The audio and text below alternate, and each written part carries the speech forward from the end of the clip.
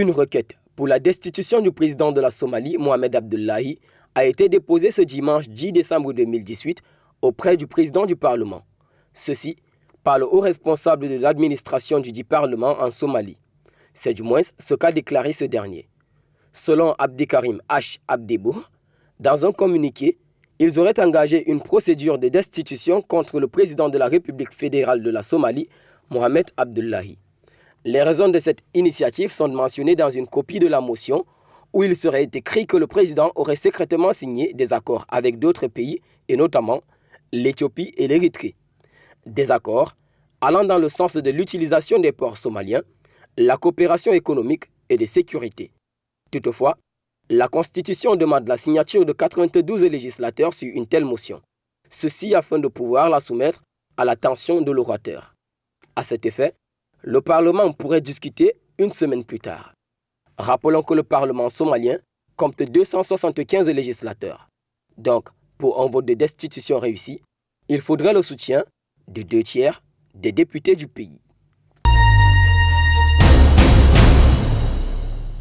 Environ 9 morts ont été enregistrés dans un accident d'hélicoptère survenu le dimanche 10 décembre 2018 dans l'état d'Al-Qadarif, situé à l'est du Soudan. Selon certains témoins, l'hélicoptère dans son processus d'atterrissage aurait percuté une tour de télécommunication et a pris feu. Par ailleurs, il faut dire que l'on compte parmi les victimes 5 hauts représentants du gouvernement, à savoir la gouverneure d'Al-Qadarif, Mirgani Saleh, son chef de cabinet, le ministre de l'Agriculture du pays, le chef par intérim de la police locale et le chef de la police des frontières. En rappel, de tels accidents ont eu lieu ces dernières années au Soudan. Il nous souvient encore qu'en octobre 2018, une collision entre 2 avions militaires de fabrication soviétique a fait état de 8 blessés sur le tarmac de l'aéroport de Khartoum. Dans le même contexte, 2 pilotes ont été tués en septembre 2018 lors du crash de leur avion survenu à Omdurman, ville géographiquement située près de la capitale du pays.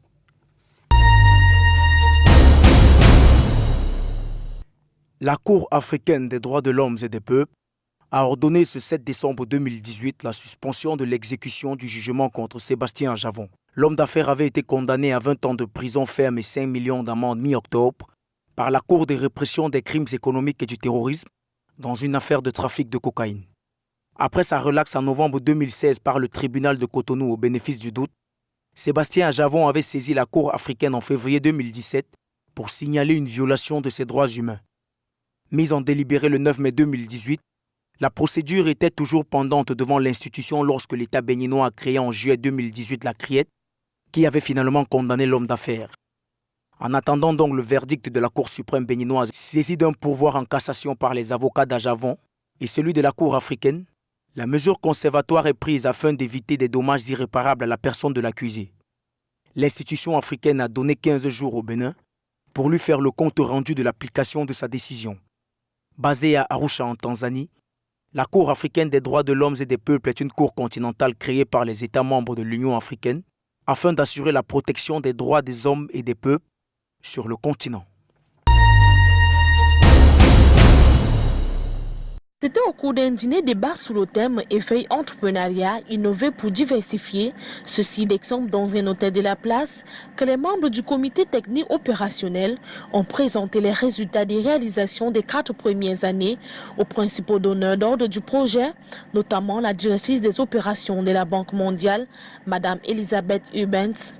Le dit projet a été approuvé le 11 mars 2014 pour un montant de plus de 8 593 milliards de francs CFA.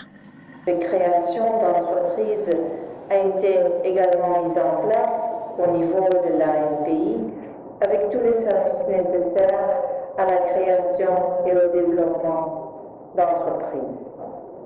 Le deuxième volet a financé l'appui direct au développement des entreprises, notamment les concours nationaux de plan d'affaires CNPA pour les jeunes entrepreneurs dont nombreux sont présentés ici ce soir et j'ai vraiment beaucoup aimé pouvoir parler avec eux sur leur entreprise.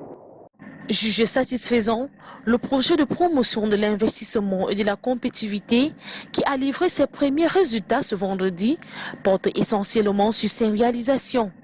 Madame Estelle London, ministre en charge de l'industrie, de l'entrepreneuriat national, s'est réjouie de la mise en œuvre de ce programme dont les réalisations cadrent parfaitement avec l'objectif du gouvernement gabonais qui est d'améliorer le cadre des investissements et de soutenir le développement des entreprises.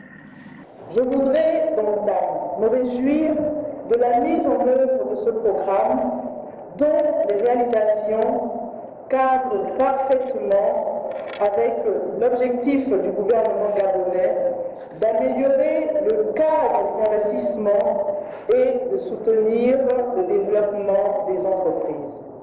Je note également avec satisfaction. Notons que le projet de promotion de l'investissement et de la compétitivité a pour principal objectif l'amélioration du climat des affaires, la promotion de l'entrepreneuriat, l'appui au développement des petites et moyennes entreprises à travers le développement du cadre institutionnel qui est prévu pour 19 ans. La représentation gabonaise de la Banque mondiale, en partenariat avec l'Agence nationale de promotion des investissements du Gabon, a organisé ce 7 décembre une table ronde dont le but était la recherche des voies et moyens pour soutenir l'entrepreneuriat jeune au Gabon. Le ministre de l'Industrie et de l'Entrepreneuriat national, Madame Estelle London, qui présidait les travaux, a donné les raisons de cette journée tout en soulignant les attentes du gouvernement au sujet de l'essor de l'entrepreneuriat avant de souhaiter que cela soit inséré dans les programmes scolaires. Nous savons aujourd'hui que nous voulons vraiment que dans notre économie, l'entrepreneuriat, les petites et moyennes entreprises aient une place importante parce que nous connaissons qu'ils sont au cœur du développement de notre pays. Il est temps que nous puissions donner aux jeunes Gabonais cet esprit, cette culture entrepreneuriale. Je voudrais vraiment que nous tous, nous puissions réfléchir sur la mise en œuvre de ce nouveau mécanisme, comment s'approprier, comment initier le plus tôt possible des jeunes Gabonais à l'entrepreneuriat. Le ministre en charge des petites et moyennes entreprises et de l'artisanat, Madame Carmen Dao, présente à cette assise, a tenu à souligner les difficultés auxquelles font face les entrepreneurs en esquissant quelques pistes de solutions. Alors, à côté des banques, il y a la microfinance, donc avec qui aussi nous avons des échanges. Là, on a trouvé qu'il y avait peut-être un peu plus de flexibilité dans la microfinance, mais je pense que ça va être dans le débat, parce que dans les garanties, ils demandent des choses un peu plus accessibles. Mais là encore, ce n'est pas toujours suffisant par rapport aux besoins et ce n'est pas aussi toujours accessible. Donc, la problématique de l'accès au financement est importante. En définitive, cette rencontre qui tient lieu de catalyseur pour les futurs entrepreneurs vient remettre en confiance plusieurs porteurs de projets d'investissement et l'avenir économique du Gabon en dépend aussi. Le Forum Africa 2018 s'est tenu du 8 au 9 décembre à Sharm el-Sheikh en Égypte. Cette année, l'accent a été mis sur la jeunesse car ces derniers sont des acteurs majeurs pour le développement. En effet, 19% de la population juvénile mondiale se trouve sur le continent et d'ici 2030, le nombre de jeunes en Afrique augmentera de 42%. Pour la ministre égyptienne de l'Investissement et de la Coopération internationale, Sahar Nas, les jeunes jouent un rôle important dans la transformation de l'économie d'un pays, raison pour laquelle ils sont souvent au cœur des réformes en Égypte. Outre la question des jeunes, le développement des investissements intra-africains et la collaboration transfrontalière sont également des objectifs de ce forum. Cette troisième édition de l'Africa 2018, réunissant des entreprises et des gouvernements, est considérée comme l'événement le plus important de cette année sur le continent. En accueillant ce forum, puis la foire commerciale intra-africaine, l'Égypte a ainsi accueilli deux des plus grands événements destinés aux leaders du secteur privé, confirmant ainsi son rôle majeur dans le développement du continent africain. L'OPEP et les principaux producteurs non membres de l'organisation ont décidé de réduire la production de pétrole. Il aura fallu 2 jours aux différents poids lourds pour accorder leur violent au sein de cette alliance nouée en 2016 et qui regroupe l'OPEP et 10 autres producteurs de pétrole, dont la Russie. Cet accord de baisse de plus d'1 million de barils par jour a été pris vendredi dernier à Vienne entre l'Organisation des pays exportateurs de pétrole et leurs alliés. Ceci dans l'espoir de redresser les cours. Concrètement, les 14 membres de l'OPEP devraient baisser quotidiennement leur production de 800 000 barils. Quant aux 10 autres alliés conduits par la Russie, ils devraient réduire leur production à hauteur de 400 000 barils par jour. Les producteurs s'accordent en effet sur un point, l'offre dépasse la demande. Par conséquent, elle a conduit à une chute de plus de 30% des prix en 2 mois. Une évolution qui satisfait les consommateurs, mais pas les producteurs eux-mêmes qui dépendent de ces revenus. Les dinosaures de l'or noir ont tous des raisons plus ou moins officielles d'attendre des efforts des autres producteurs. L'Arabie saoudite, 3e producteur mondial, doit ainsi faire face à la pression américaine à un moment où le Royaume est affaibli par les répercussions diplomatiques de l'affaire Khashoggi.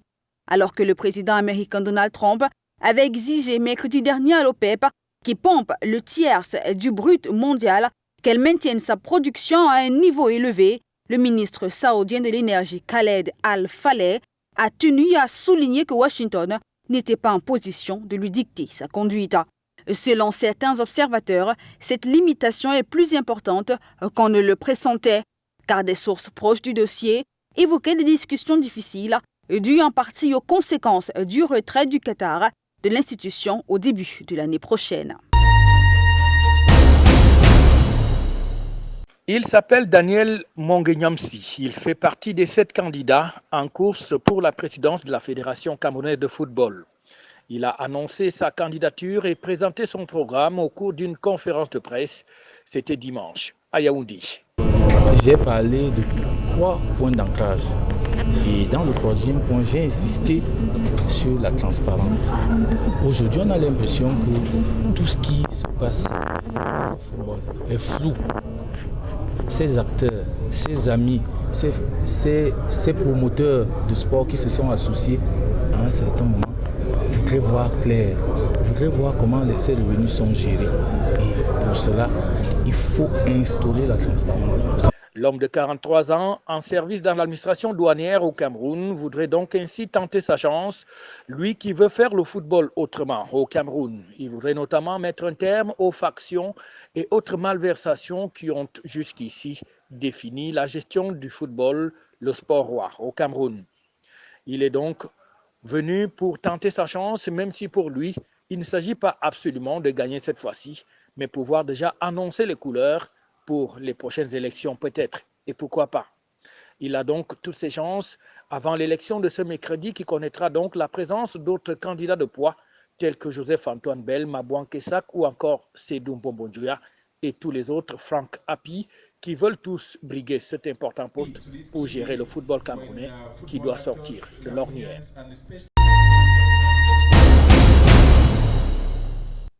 La coalition menée par le Premier ministre arménien Nikol Pachinian a triomphé ce 9 décembre 2018 aux élections législatives anticipées.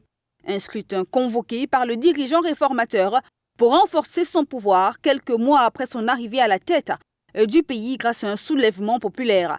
Selon un décompte portant sur 90% des bureaux de vote, le bloc dirigé par le parti Contrat civil de Nikol Pachinian a obtenu 70,45% des voix, a annoncé ici la commission électorale centrale. Le parti Arménie prospère arrive en 2e position avec 8,37% des suffrages. Nikol Pachinian, un ancien journaliste de 43 ans, est arrivé au pouvoir en Arménie en mai dernier après avoir mené pendant plusieurs semaines des manifestations massives contre le gouvernement alors au pouvoir depuis plus de 10 ans. Il a lui-même provoqué ces élections anticipées pour se débarrasser d'un parlement qui lui était hostile, un parlement dominé par le Parti républicain, l'ancien parti au pouvoir. Pachinian avait fait du combat contre les élections truquées l'une de ses priorités. Porté au pouvoir par la rue, il voit sa légitimité renforcée par les urnes. Il faudra donc répondre aux attentes des Arméniens. Attentes très élevées car il s'agit ici de la lutte contre la corruption bien sûr, mais aussi contre la pauvreté et le chômage.